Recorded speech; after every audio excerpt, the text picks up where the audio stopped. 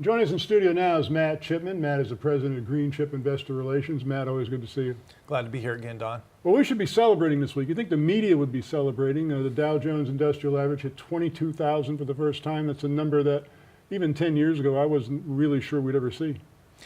No, and I'm sure a lot of people 6 months ago probably didn't think they were going to see either. But it is reason to celebrate in a lot of ways. I mean, there's been a lot of the big stocks, big names have carried the Dow higher. A few of those names are starting to get a little long in the tooth. I'm not going to say that the market can't have a pullback. Everybody, as soon as you hit a new high or a new number like this, everyone wonders when is it going to stop? When's it going to slow down? I wouldn't be surprised if we had a little breather, but I've always said it's about the companies you're in, the confidence you have behind them, and are they going to continue to thrive, and are they a little undervalued still? Well, it depends whether or not there's a strong foundation or whether it's a house of cards. I mean, a house of cards can go to a stratospheric level. It just takes one mistake to bring the whole thing come crashing down, whereas I think the economy has signs of a strong footing that we didn't have even, say, a couple of years ago. Yeah, I mean, we definitely have a strong employment numbers are always the basis for maintaining a move in the stock market. Full employment obviously gets people paying taxes, keeps the engine going. It would have been nice to be able to come out with a better healthcare options for everybody.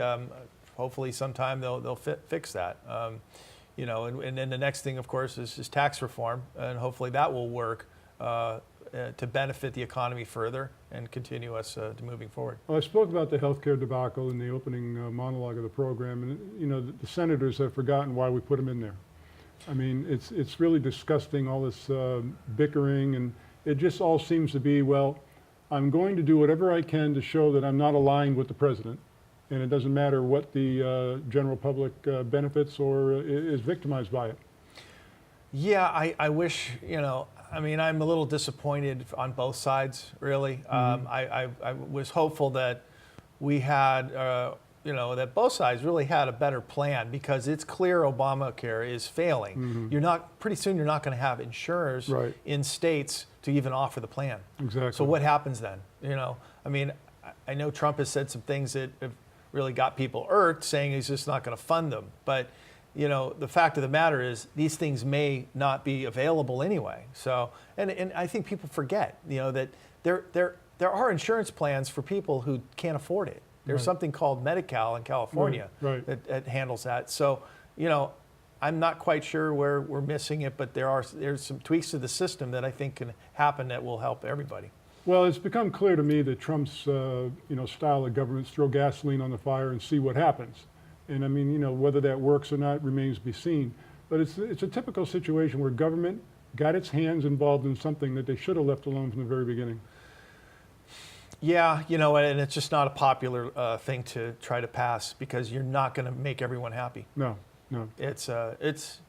Yeah. In fact, the Republicans even said maybe we should have taken on tax reform first instead of healthcare. But you know what? Healthcare reform needs to happen. It needs to happen now. It is going to fail. Well, the GOP was swept into the legislative and executive branches of government based on repealing the Affordable Care Act. People were fed up with it. Premiums have skyrocketed, and now big insurance companies are asking for premiums, double-digit increases next year, 30% or more. I mean, when your health insurance premiums cost more than your house payment, it's ridiculous.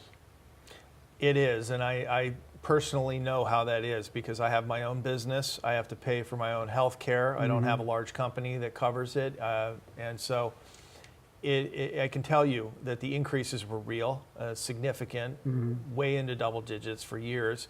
I think next year they predicted Obamacare would only go up 12%. If it does, I'd be really shocked, because that would be the lowest percentage increase it's had since inception. So it's a failed program. We're almost out of time, but how do you think this is affecting the kind of small companies that you and I keep track of? Well, I personally have two of the best ideas I've ever seen, and I've been doing this a long time.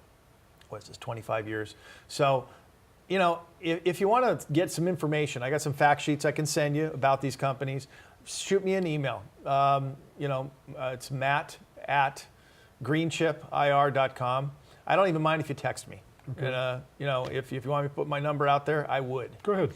310-709-5646. And you can send me a text, say, hey, give me those ideas, and then I'll let you research them. Matt Chipman, Green Chip Investor Relations, eager to communicate with you. Matt, it's always a pleasure having you on the program. Thanks for having me on.